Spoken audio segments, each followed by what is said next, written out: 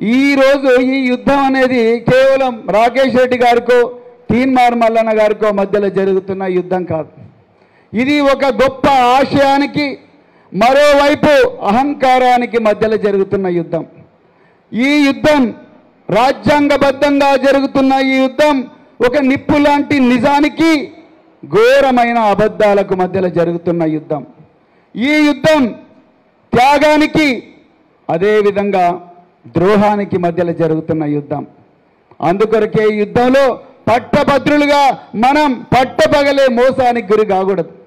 2023 November 30వ తారీఖు నాడు ఇంత బాగా చదువుకున్న మనను వరంగల్ మహానగరం అంటేనే కాకతీయుల కాలం నాటి నుండి నేటి వరకు కూడా చదువులకు పుట్టినిల్లు. ఎన్నో గొప్ప యూనివర్సిటీలు, ఎన్నో గొప్ప కాలేజీలు, ఎంతోమంది ప్రయోజకులు, దేశ చరిత్రనే మార్చిన గొప్ప గొప్ప పట్టభద్రులను మరి తయారు చేసిన ఈ ఓరుగల్లు తల్లి కూడా ఆ పట్టపగలు మోసానికి గురైంది. మిత్రులారా, ఆ మోసానికి మళ్ళీ గురి కావద్దనే ఈరోజు మీ అందరితో కలిసి మేధో మదనం పెట్టడం జరుగుతూ ఉన్నది. దయచేసి మీరు ఓటేసేటప్పుడు 27వ తారీఖు నాడు తప్పకుండా ఓటేయాలి. ఓటేసేటప్పుడు అభ్యర్థుల గుణగణాలు చూడండి, దయచేసి చూడండి, ఇది చూడాలి. ఇప్పటి వరకు రాకేష్ రెడ్డి తన బయో తానే చెప్పుకున్నాడు. దానికి నేను కొన్ని యాడ్ చేస్తాను, ఎందుకంటే మీరందరూ కూడా చాలామంది ఆస్పిరేషనల్ గ్రాడ్యుయేట్స్ ఉన్నారు కాబట్టి మీకు చెప్పాలి.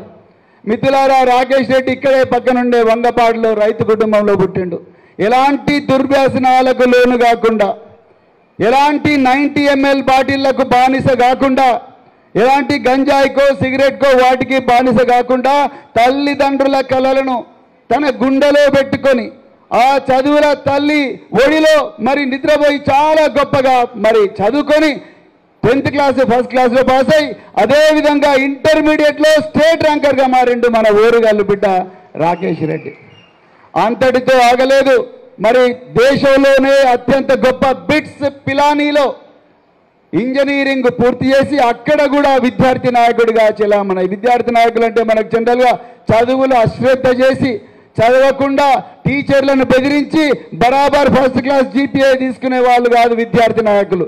ఒకవైపు గోల్డ్ మెడల్ తీసుకుంటూనే మరోవైపు విద్యార్థి నాయకుడిగా ఉండి ఎన్నో గొప్ప ఆవిష్కరణలకు ఈ ప్రపంచ గతినే మార్చిన సిలికాన్ వ్యాలీకి మరి ఉద్యోగస్తుడిగా మన రాకేష్ రెడ్డి పోవడం జరిగింది. అక్కడ ఆయన ఫేస్బుక్లో పనిచేశారు, అదేవిధంగా మరి సిటీ బ్యాంక్లో పనిచేశారు, అదేవిధంగా ఎన్నో కంపెనీలో పనిచేసి అక్కడ లగ్జరీ కార్లకో పెద్ద పెద్ద బంగళాలకో లేకపోతే అక్కడ ఉండే సుఖాలకో సౌకర్యాలకో అలవాటు కాకుండా నా ఓరుగల్లు తల్లికి, నా తెలంగాణకు నేనేమైనా చేయాలని చెప్పేసి 2013లో అది తృణప్రాయంగా వదిలేసి ఇక్కడికి వచ్చిండు రాకేష్ రెడ్డి. మరి ఇక్కడికి వచ్చిన తర్వాత ప్రజా సమస్యల మీద పోరాడుతూనే ఎన్నో పత్రికలకు వ్యాసాలు రాసిన మేధావి మన ఓరుగల్లు బిడ్డ రాకేష్ రెడ్డి. ఆయన ఎన్నో పత్రికలకు వ్యాసాలు రాయడమే కాకుండా ఇండియన్ ఎకానమీ మీద పుస్తకాలు కూడా రాశాడు. అదేవిధంగా ఎండ్ ఆఫ్ ఎన్ ఎరా అనే ఇంకొక పుస్తకం కూడా రాసినట్లు ఎన్ని పుస్తకాల్లో రాశాడు. కానీ ఈరోజు మరి అటువైపు కాంగ్రెస్ వైపు ఉండే క్యాండిడేట్ వైపు కూడా చూడాలి. 34 మంది ఎమ్మెల్యేలు, కాంగ్రెస్ ఎమ్మెల్యేలు ఇంక్లూడింగ్ రేవంత్ రెడ్డి, ఉత్తమ్ కుమార్ రెడ్డి, కోమటిరెడ్డి వెంకటరెడ్డి వీళ్ళందరూ కలిసి కాచి వడబోసి తయారు చేసిన క్యాండిడేట్ మరి తీన్మార్ మల్లన్న. తీన్మార్ మల్లన్న డోసియర్ అంటే మనం ఉద్యోగం వచ్చిన తర్వాత పోలీసు వాళ్ళు మనకు తెలియకుండా మన ఇంటి దగ్గరికి సాధారణ దుస్తుల్లో వచ్చి మన యాంటిసిడెంట్స్ వెరిఫై చేస్తారు. వీళ్ళు అసలు ఏమైనా పోలీస్ కేసులు ఉన్నాయా, లేకపోతే వీళ్ళు పక్కింటి వాళ్ళతో కొట్లాడినరా, ఎప్పుడైనా దొమ్మిలలో కొట్లాడినరా, లేకపోతే అమ్మాయిలతో మిస్బిహేవ్ చేసిండ్రా, లేకపోతే ఇంకేమైనా చేసిండ్రా అని తెలుసుకొని మరి జిల్లా ఎస్పీకి ఆ తర్వాత IG ఇంటెలిజెన్స్కు రిపోర్ట్ ఇస్తారు. మరి అదేవిధంగా తీన్మార్ మల్లన్న గారు తన ఎలక్షన్ కమిషన్ ఆఫ్ ఇండియాకు సబ్మిట్ చేసిన అఫిడవిట్లో ఆయన మాటల్లోనే చెప్పాలంటే ఆయన మీద 56 కేసులున్నాయి. మిత్రులారా, ఈ వేదిక మీద కూర్చున్న బల్కసుమన్ ఆ రోజు ఒక స్టేట్మెంట్ ఇచ్చిండు, అది తెలంగాణ ఉద్యమ సమయంలో. ఆనాడు ఈయన పెద్దపల్లిలో విద్యార్థి నాయకుడిగా పెద్దపల్లిలో 2014లో మరి 2014లో రాజ్యాంగబద్ధంగా తెలంగాణ కోసం పోరాడి మరి చట్టసభల్లోకి విద్యార్థి నాయకులను పంపించాలన్న కేసీఆర్ గారి ఆలోచన మేరకు పెద్దపల్లి బరిలో దిగినప్పుడు బల్కసుమన్ గారు ఒకరు ఇచ్చారు. నా తెలంగాణ స్వాతంత్రం కోసం నా మీద పడ్డ కేసులు 100. వివేకానంద్ నీ మీద 100 కోట్ల రూపాయలు ఉన్నాయి, నా దగ్గర 100 కేసులు ఉన్నాయి. 100 కేసులక పోరాటం 100 కోట్ల రూపాయలక.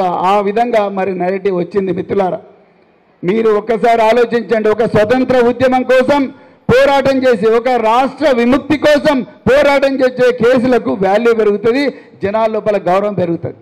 కానీ తెలంగాణ వచ్చిన తర్వాత తీన్మార్ మల్లన్న గారు ఎవరి మీద పోరాటం చేసిండ్రు?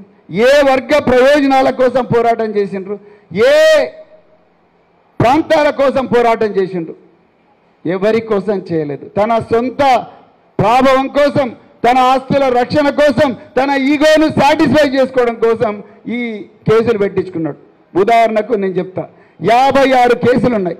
56 కేసుల్లో మోస్ట్ వర్స్ట్ కేసు ఏంటయ్యా అంటే, మహిళల ఫోటోగ్రాఫ్స్ గూగుల్ ఇమేజెస్ నుంచి డౌన్లోడ్ చేసుకొని వాటిని మార్పు చేసి వాటిని పబ్లిక్ డొమైన్లో పెట్టడం. ఇది మంచి పనేనా మిత్రులారా? మంచి పనేనా? కాదు. మన కన్సెంట్ లేకుండా, మన అనుమతి లేకుండా మన మొబైల్ నెంబర్స్ను పబ్లిక్ డొమైన్లో పెట్టి మీకేమైనా అవసరాలుంటే వీళ్ళను కాల్ చేయండి అంటే మనకు విపరీతంగా కాల్స్ వస్తే మన ఫీలింగ్ ఎట్లుంటుంది? అసలు ఎవడిచ్చిండు నా నెంబరు, వాడిని దొరకబట్టి తన్నాలని అనిపిస్తుంది. కానీ తీన్మార్ మల్లన్న ఈ విధంగా 3 వ్యక్తుల ఫోన్ నెంబర్స్ పబ్లిక్ డొమైన్లో పెట్టినందుకు ఆయన మీద కేసులైనాయి.